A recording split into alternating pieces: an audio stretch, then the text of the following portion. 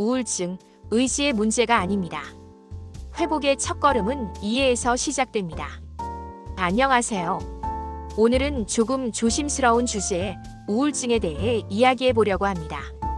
혹시 요즘 아무것도 하기 싫고 자꾸 피곤하고 예전엔 즐겁던 일들이 하나도 재미없어진 적 있나요? 혹시 내가 우울증일까? 이런 생각을 한 적이 있다면 오늘의 이야기가 분명 도움이 될 거예요. 우울증은 어떤 병일까? 많은 사람들이 우울증을 단순히 마음이 약해서 생기는 병이라고 생각하지만 그건 완전히 잘못된 인식이에요. 우울증은 뇌의 기능이 변화하면서 생기는 질환입니다. 특히 감정과 의욕을 조절하는 부위의 활동이 줄어들고 신경 전달 물질의 균형이 깨지면 기분과 사고, 행동 전반이 영향을 받습니다. 즉, 기분의 문제가 아니라 뇌의 문제에 더 가깝습니다. 한 사람의 이야기. 대학 3학년 지훈 씨는 매일이 버거웠습니다. 성적, 취업 준비, 인간관계까지. 하루하루가 숨막히는 압박감의 연속이었죠. 처음엔 단순한 피로감이라고 생각했지만 점점 아무것도 하고 싶지 않아지고 친구들과의 약속도 부담스러워졌습니다.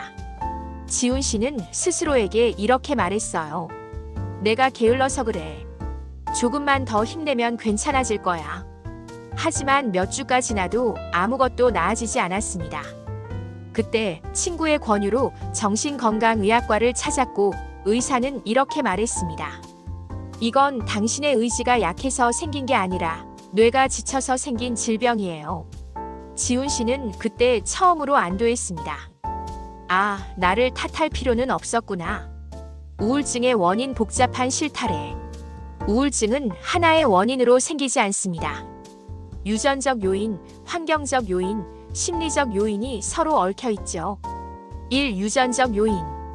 가족 중 우울증 이력이 있는 경우 뇌의 신경 전달 물질 반응이 비슷하게 나타날 수 있습니다.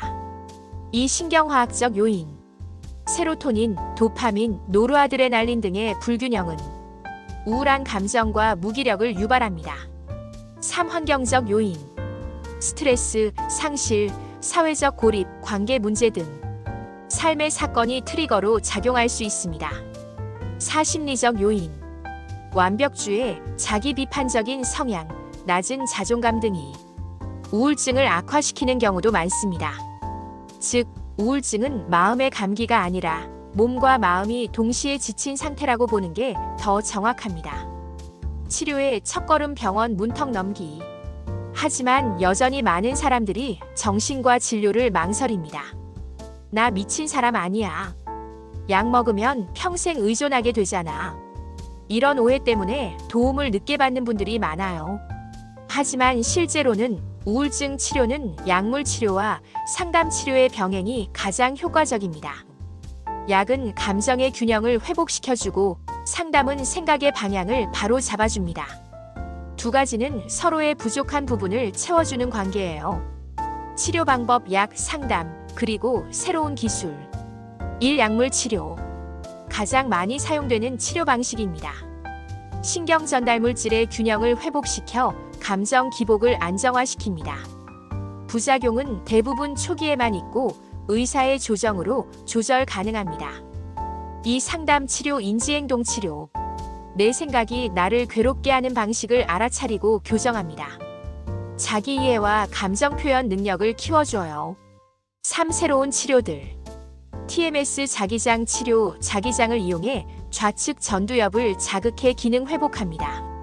분무형 치료제 뇌에 직접 작용하여 빠른 시간 내 증상 완화. 다만 아직은 보험 적용이 제한적이지만 효과적인 환자층이 있습니다. Q&A 완치는 가능한가요? 많은 분들이 묻습니다. 우울증은 완치가 가능한가요? 정답은 네, 가능합니다. 하지만 완치의 의미를 조금 다르게 봐야 합니다. 단순히 기분이 좋아지는 것이 아니라 우울로 인해 떨어졌던 기능이 회복되는 것을 의미합니다. 예전처럼 일상생활을 하고 사람들과 웃으며 대화할 수 있을 때 그게 바로 회복의 신호입니다. 청소년 우울증, 짜증으로 나타나는 마음의 신호. 청소년 우울증은 성인과 조금 다르게 나타납니다. 슬프다기보다 짜증이 많아지고 예민해지는 형태로 드러나죠. 공부에 집중이 안 되고 성적이 떨어지고 평소 좋아하던 일에도 흥미를 잃습니다. 하지만 부모나 선생님은 종종 이렇게 말합니다. 사춘기라 그래. 문제는 이 시기를 놓치면 증상이 더 깊어질 수 있다는 거예요. 아이의 짜증 뒤에는 도와줘라는 조용한 신호가 숨어 있을지도 모릅니다. 회복의 과정 조금씩 천천히. 우울증 치료의 핵심은 시간입니다. 한 번의 상담, 한 알의 약으로는 해결되지 않습니다. 기분이 나아졌다가 다시 나빠질 수도 있어요. 하지만 중요한 건 조금씩 나아지고 있다는 사실을 잊지 않는 겁니다.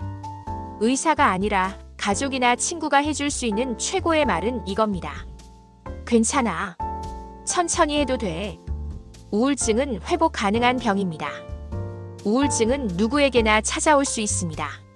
하지만 동시에 누구나 회복할 수 있는 병입니다. 약을 먹는 것도 상담을 받는 것도 약한 게 아닙니다. 그건 나 자신을 지키기 위한 선택이에요. 우리가 감기에 걸리면 병원에 가듯 마음이 아플 때도 병원에 가야 합니다. 오늘의 이야기가 누군가에게 작은 용기를 주길 바랍니다. 당신은 혼자가 아닙니다.